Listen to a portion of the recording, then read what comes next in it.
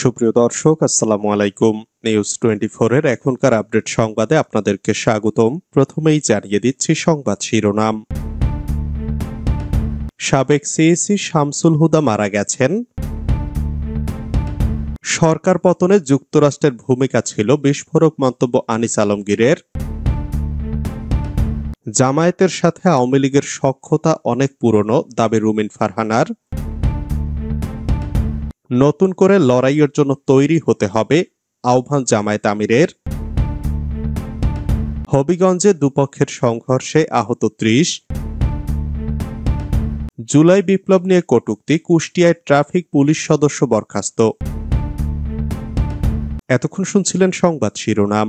পুরো খবর পেতে ভিডিওটি শেষ পর্যন্ত দেখুন। সর্বশেষ সংবাদ পেতে চ্যানেলটি সাবস্ক্রাইব করুন। এবার বিস্তারিত। সাবেক সিইসি শামসুল হুদা মারা গেছেন। সাবেক প্রধান নির্বাচন কমিশনার এটিএম শামসুল হুদা আর নেই। আজ শনিবার সকালে তিনি ইন্তেকাল করেছেন। ইন্না লিল্লাহি ওয়া ইন্না ইলাইহি রাজিউন। তার বয়স হয়েছিল ৮৩ বছর। তিনি স্ত্রী ও এক মেয়ে রেখে গেছেন। শামসুল হুদার শ্যালক আশফাক কাদেরী প্রথম আলোকে বলেন, সকাল ৯টার দিকে গুলশানের বাসায় এটিএম শামসুল হুদা মারা গেছেন। পরে তাকে বেসরকারি ইউনাইটেড হাসপাতালে নেওয়া হয়। সেখানে চিকিৎসক তাকে মৃত ঘোষণা করেন। আশফাক কাদেরী আরও বলেন, তার মরদেহ ইউনাইটেড হাসপাতালে রাখা হয়েছে। তার মেয়ে যুক্তরাষ্ট্রে থাকেন। তিনি দেশে ফিরলে জানাজা হবে। বনানী কবরস্থানে তাকে দাফন করা হবে। সাবেক এই সিইসি নবম জাতীয় সংসদ নির্বাচনে নেতৃত্ব দেন। ফখরুদ্দিন আহমদ নেতৃত্বাধীন তত্ত্বাবধায়ক সরকারের সময় ২০০৭ সালের ৫ ফেব্রুয়ারি এটিএম শামসুল হুদা সিইসির দায়িত্ব নিয়েছিলেন। তিনি কাজ করেছেন ২০১২ সাল পর্যন্ত। কমিশনার হিসাবে তার সঙ্গী হন মোহাম্মদ সহুল হোসাইন ও এম সাখাওয়াত হোসেন। সরকার পতনে যুক্তরাষ্ট্রের ভূমিকা ছিল। কলামিস্ট সাংবাদিক আনিস আলমগীর বলেছেন, জুলাই আগস্টের অভ্যুত্থানে জন আকাঙ্ক্ষা ছিল। শুধু আমেরিকা এই অভ্যুত্থান ঘটিয়ে দিয়েছে সেটা বলা যাবে না, তবে অবশ্যই আমেরিকার ভূমিকা এখানে ছিল। সম্প্রতি একটি টক শো অনুষ্ঠানে তিনি কথা বলেন। তিনি বলেন, যখন আপনার দুর্বলতা থাকে তখন অন্যরা সেই দুর্বলতার সুযোগ নেয়। মার্কিন প্রশাসনের সঙ্গে আওয়ামী লীগ সরকারের বিরোধ ছিল, সেই বিরোধ তারা কাজে লাগিয়েছেন। বরাবরই দেখা গেছে মার্কিন সরকার আওয়ামী লীগ সরকারের সঙ্গে কখনো ভালো সম্পর্ক রাখেনি। আন্দোলনে যুক্তরাষ্ট্র কি করেছে এমন প্রশ্নের জবাবে আনিস আলমগীর বলেন, আন্দোলনে যারা অংশগ্রহণ করেছে তারাই বলছেন তাদের সঙ্গে মিটিং হয়েছে, তাদের কাছে অর্থ ছিল, এগুলো তো এখন তারা স্বীকার করছে। তিনি বলেন, মার্কিন প্রশাসনের ইন্ধন ছিল, এটা অস্বীকার করার কোনো উপায় নেই। যেসব উপদেষ্টা নিয়োজিত হয়েছেন তাদের কয়েকজন এই জন আকাঙ্ক্ষার সঙ্গে মিল রেখে আন্দোলন করেছিলেন, আবার আন্দোলনে যুক্ত ছিলেন না এমন অনেকে উড়ে এসে জুড়ে বসেছেন যাদের সঙ্গে মার্কিন যোগসূত্র আছে। তারা অনেক আগে থেকে যুক্তরাষ্ট্রের সঙ্গে যোগাযোগ রক্ষা করে চলতেন। এমন ব্যক্তিরা শুধু উপদেষ্টা পরিষদেই না, প্রশাসনের বিভিন্ন জায়গায় বসেছেন এবং এখন সংবিধান পরিবর্তন সহ নানা কিছুতে তারা মত দিচ্ছেন। জামায়াতের সাথে আওয়ামী লীগের সখ্যতা অনেক পুরনো, দাবি রুমিন ফারহানার। সম্প্রতি এক বেসরকারি টেলিভিশন চ্যানেলের টক শোতে সাবেক সংসদ সদস্য ব্যারিস্টার রুমিন ফারহানা সরকার বিরোধী রাজনীতি, বিএনপির সংস্কার প্রস্তাবনা এবং আওয়ামী লীগ জামায়াত সম্পর্ক নিয়ে একাধিক গুরুত্বপূর্ণ মন্তব্য করেছেন। তিনি বলেন, জামায়াত ও আওয়ামী লীগের মধ্যে সখ্যতা দীর্ঘদিনের।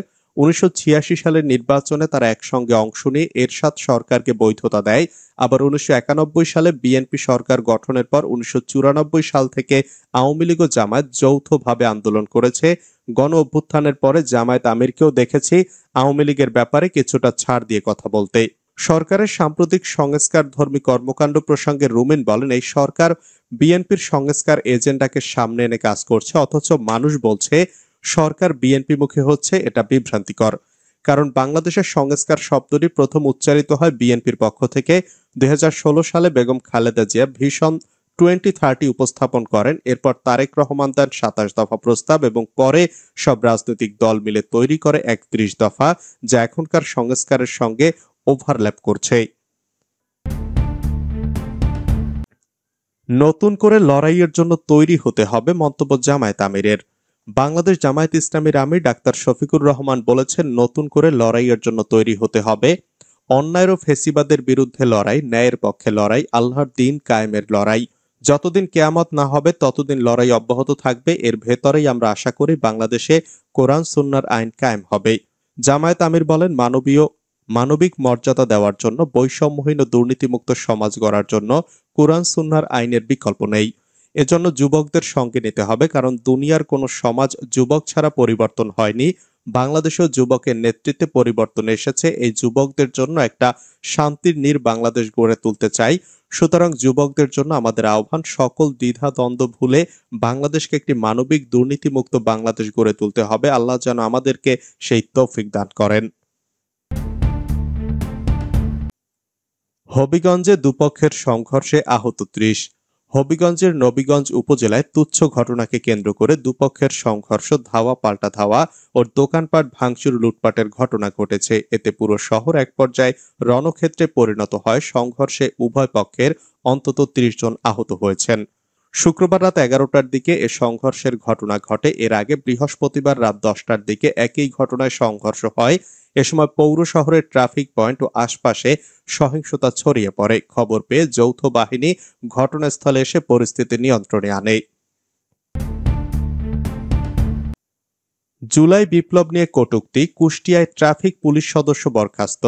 কুষ্টিয়ায় জুলাই বিপ্লব নিয়ে কটূক্তিমূলক ফেসবুক পোস্ট দেওয়ায় ফারজুল ইসলাম রনি নামে ট্রাফিক পুলিশের এক সদস্যকে সাময়িক বরখাস্ত করা হয়েছে। শনিবার বেলা 11:30টার দিকে বিষয়টি নিশ্চিত করেন কুষ্টিয়া মডেল থানার ভারপ্রাপ্ত কর্মকর্তা মোশাররফ হোসেন। পুলিশ জানায়, গত ১ জুলাই বিকেলে ব্যক্তিগত ফেসবুক অ্যাকাউন্ট থেকে জুলাই বিপ্লব নিয়ে অবমাননাকর একটি পোস্ট দেন ফারজুল। খবর ছড়িয়ে পড়লে ক্ষুব্ধ হয়ে ওঠে ছাত্র সমাজ।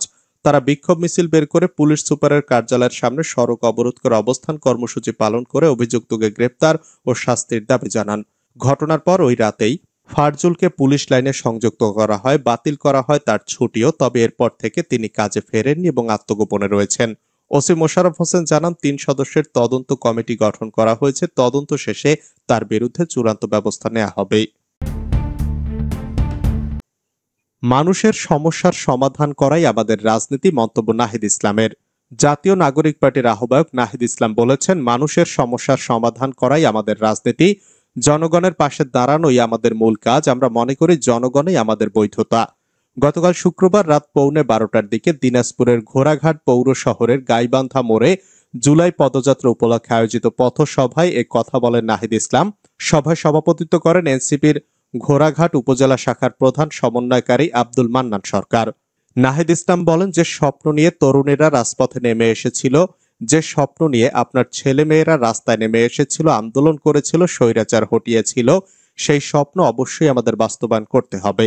আমরা ঐক্যবদ্ধভাবে থাকব। আপনাদের এখানে যারা সংগঠক আছেন তারা ঘোড়াঘাটবাসী মানুষের পাশে দাঁড়াবেন। আমরা ঐক্যবদ্ধ থাকব, সংগঠনের বিস্তার ঘটাবো জেলা, উপজেলা, গ্রাম ও ওয়ার্ড পর্যায়ে।